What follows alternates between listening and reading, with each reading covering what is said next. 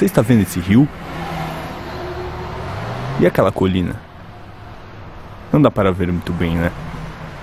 Mas foi às margens desse rio, no alto dessa colina, que nasceu a vila de São Paulo de Piratininga. Piratininga é o antigo nome do rio Tamanduateí.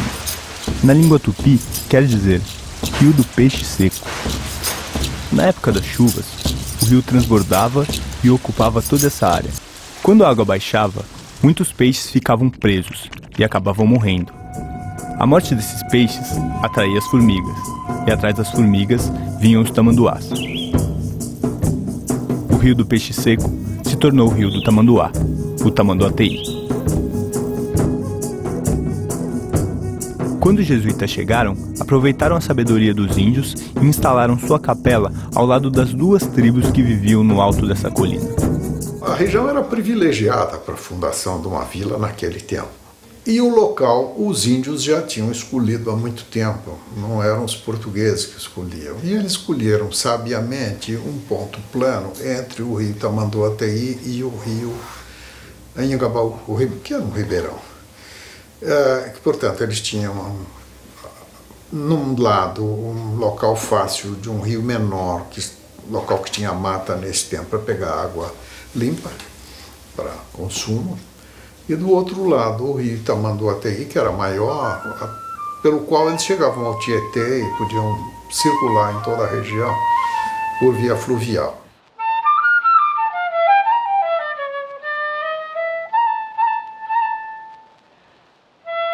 Durante aproximadamente 300 anos, a vila de São Paulo só existiu por causa desses dois rios. Hoje, a maioria nem nota sua existência. A máquina fotográfica chegou a tempo de registrar as mudanças que essa paisagem iria sofrer.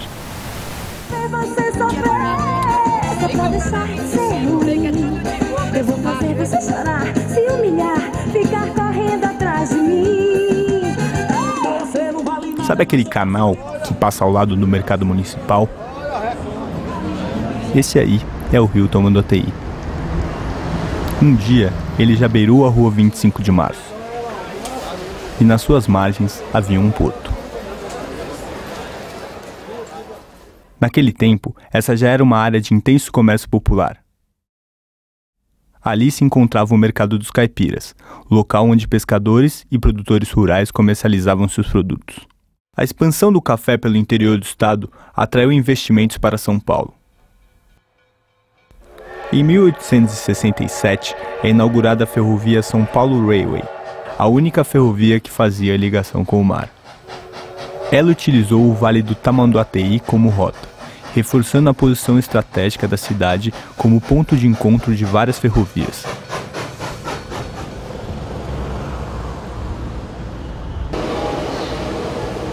Esses trilhos marcaram a entrada do Brasil na modernidade.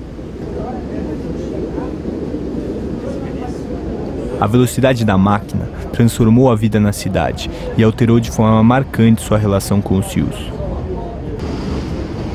Os peixes, que antes eram tirados dos rios, agora vinham diretamente do mar, trazidos em vagões.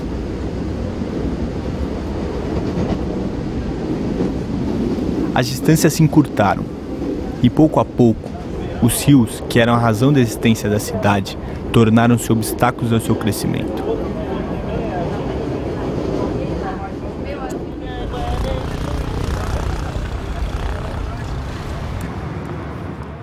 A construção do viaduto do Chá, sobre o Vale do Anhangabaú, foi o primeiro marco de superação às barreiras que os rios impunham à expansão da cidade. Todo feito em metal importado da Alemanha, ele ligou o Centro Velho aos novos loteamentos que surgiam a oeste da cidade. Esses bairros, destinados à elite cafeeira que vinha do interior para a capital usufruir das comodidades da vida moderna, contariam com uma infraestrutura que mudaria ainda mais a relação da cidade com seus rios: a água encanada. Para garantir o sucesso de seus empreendimentos, os loteadores fundaram em 1878 o primeiro sistema de abastecimento de água de São Paulo, a Companhia de Águas e Esgotos Cantareira.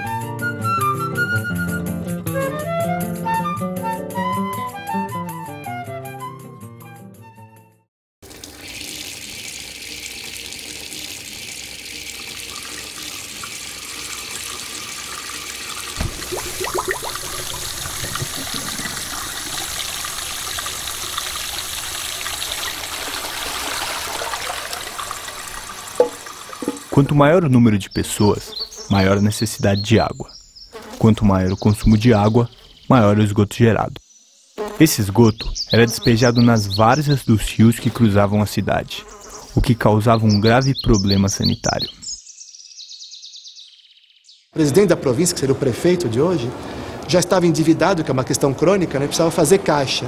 E alguém deu uma ideia para ele e falou assim: olha, senhor presidente da província, por que o senhor não pega essa área aqui, que é o leito maior dos rios, que é um matagal cheio de mosquito, aproveita, né, essa questão dramática, né, das doenças, e a terra loteia e vende isso.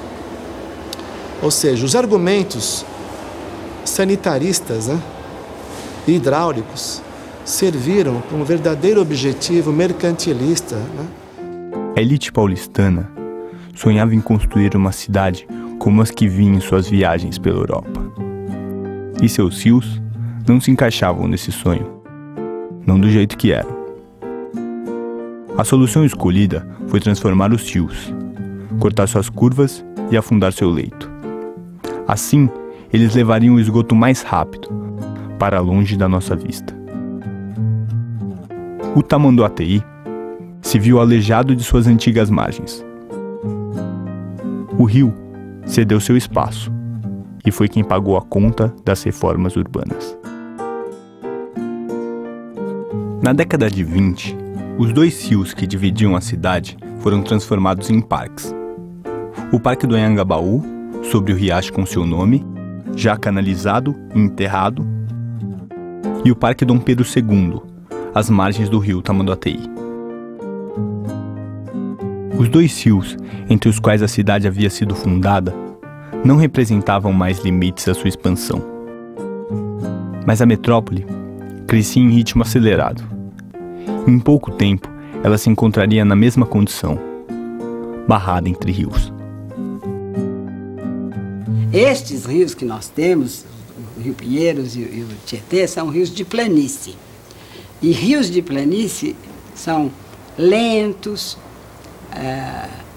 serpenteiam na superfície por onde escorrem, formam meandros. Então esses dois rios aqui nossos eram cheinhos de meandros, bonito que você nem imagina, sabe? Serpenteando sobre a várzea. E que de uma cheia para outra eles até mudavam de lugar. E mudavam de lugar dentro de uma superfície que é a várzea de inundação periódica do rio. Essas áreas, ocupadas pelas águas apenas em uma fase do ano, despertavam enorme interesse imobiliário. As inundações castigavam a população mais pobre que se submetia a morar nas baixadas, o que criava um transtorno político, que alimentava as discussões sobre a canalização do rio Tietê. Nós tivemos aqui em São Paulo, na Escola Politécnica, dois embates ideológicos. Um do grande engenheiro sanitarista chamado Saturnino de Brito, Francisco Saturnino de Brito, que projetou, por exemplo, os canais de Santos. Ele era presidente da Comissão de Melhoramento do Rio Tietê em 1922, 1920. E como presidente da Comissão de Melhoramento do Rio Tietê, ele propunha o seguinte, o resgate, que ainda dava tempo, da orla fluvial urbana, do primordial logradouro público da futura metrópole. Ele dizia o seguinte, que nós devíamos garantir a integridade do leito maior, ou da várzea do Rio Tietê, que tinha uma largura média de 1 quilômetro a 500 metros. E, na verdade, para o Saturnino de Brito, toda a confluência de rio, aqui na metrópole de São Paulo, teria que ser formado um lago, como o Lago de Ibirapuera.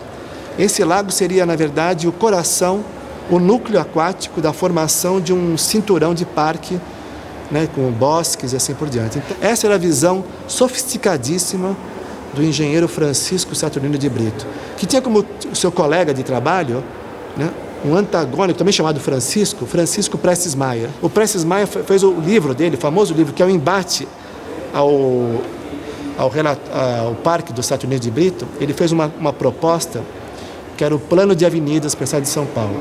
Francisco Prestes Maia, junto com Olhô Sintra, eram técnicos que falavam o que os empreendedores queriam ouvir, que era realmente justificar o tal desenvolvimento da cidade de São Paulo através de um plano de avenidas radial concêntrico. Moscou tem um sistema radial concêntrico, Lyon tem um sistema radial concêntrico, Viena também tem, a famosa Ringstrasse, Paris também tem.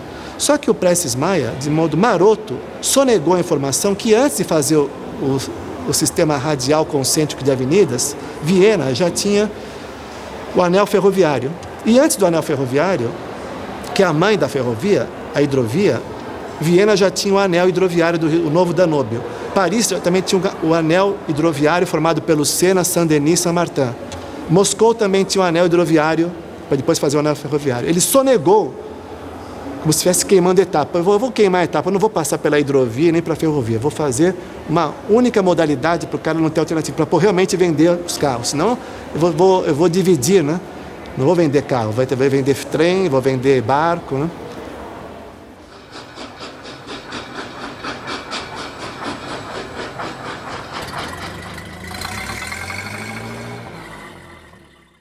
O carro em São Paulo, ele é carregado de uma carga simbólica que talvez não seja em outros lugares, porque houve, principalmente até os anos 20, até o fim da República Velha, uma confusão entre o automóvel e a identidade em São Paulo.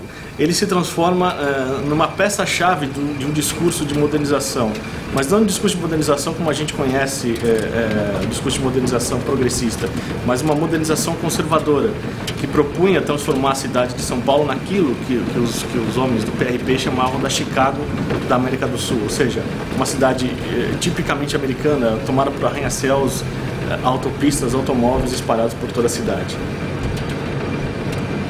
No ano de 1938, Prestes Maia foi nomeado prefeito de São Paulo e começou a concretizar as obras de seu plano. Para construir uma avenida, seria necessário desocupar uma grande área. O plano propunha utilizar os fundos de vale, área dos rios e dos córregos, para a construção dessas novas avenidas. Impróprias para a construção, essas áreas, úmidas e alagadiças, eram os espaços vazios na cidade, o que garantia baixos custos com desapropriações e a valorização dos entornos após a obra.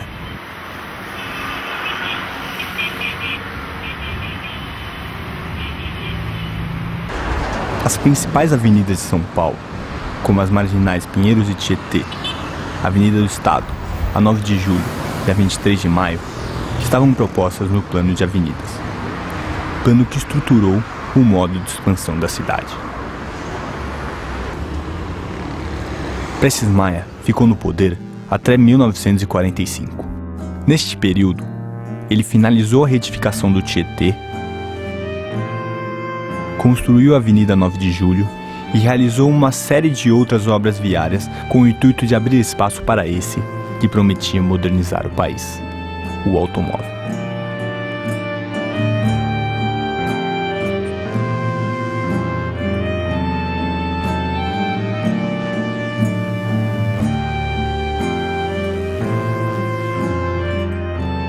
Nas décadas seguintes, várias outras avenidas fundo de vale foram construídas. A cidade crescia, e a cada nova baixada, seu córrego era canalizado e transformado em avenida. O plano de avenidas inaugurou uma prática que se estabeleceu como modelo na estruturação da cidade, onde o espaço das águas se transformou no espaço dos carros.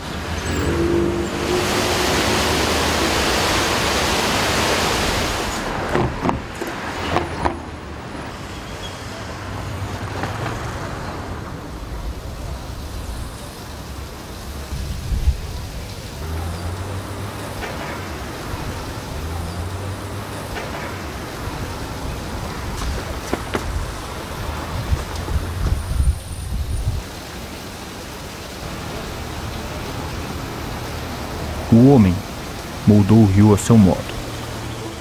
Colocou-o dentro de um cano e escondeu debaixo da terra, para não se ver na sujeira.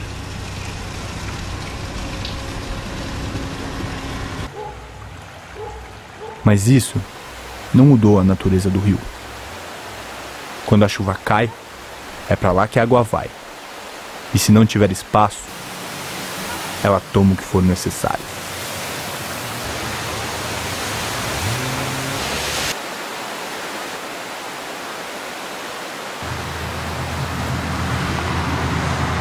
A urbanização de São Paulo foi uma coisa tão violenta que ocupou o lugar do rio. Então, enchente é coisa que nós inventamos, entende?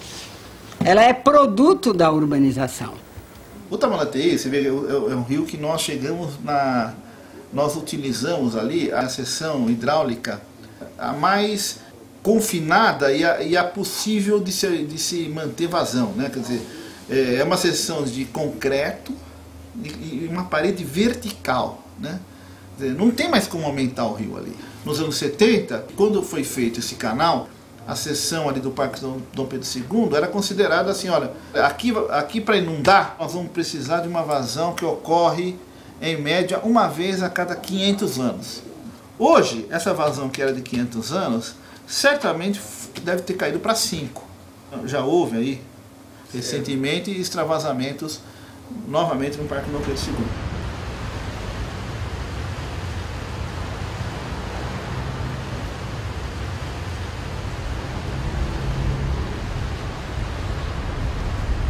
A cidade deu as costas para os rios. O rio é sua base.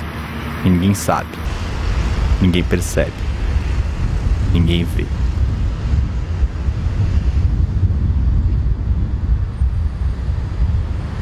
A espinha dorsal dessa arquitetura da cidade são os rios urbanos. Quer dizer, se a gente realmente quer resolver o problema do rio, nós temos que resolver o problema do deslocamento. É impossível fazer com que a cidade esteja de frente para o rio se nós não resolvemos o problema de deslocamento de 20 milhões de pessoas na cidade. Hoje, do jeito que está, se você deixar a administração pública da questão crônica que ela está, de dívidas e refém dos empreiteiros e desse urbanismo rodoviarista, nós vamos cada vez mais pela lógica, que é a lógica mais ultrapassada que pode existir, abrir mais estradas, mais avenidas.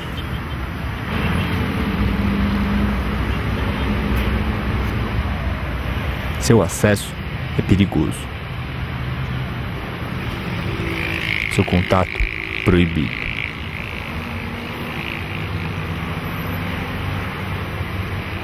Mais uma barreira. Mais uma ação que reafirma a única vocação que demos aos nossos rios.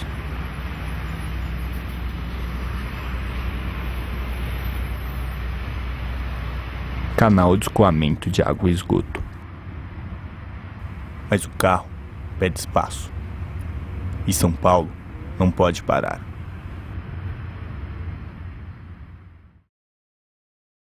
Você está vendo essas colinas?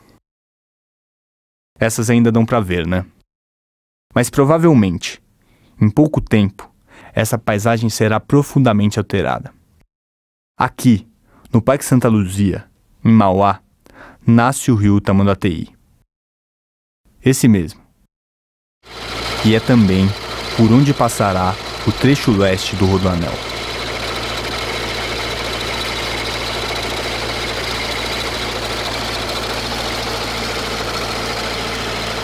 está previsto o traçado do Rodoanel.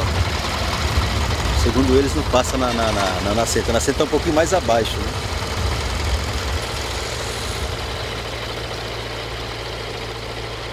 E esse rio já foi um rio que já doou para a parte econômica aqui da cidade. A margem já doou as matas, doou água. Hoje ele é um rio que está morto, né? Um rio que no consciente coletivo ele nem existe na realidade. As pessoas a poucos metros daqui não sabem que a nascente está aqui, em Mauá.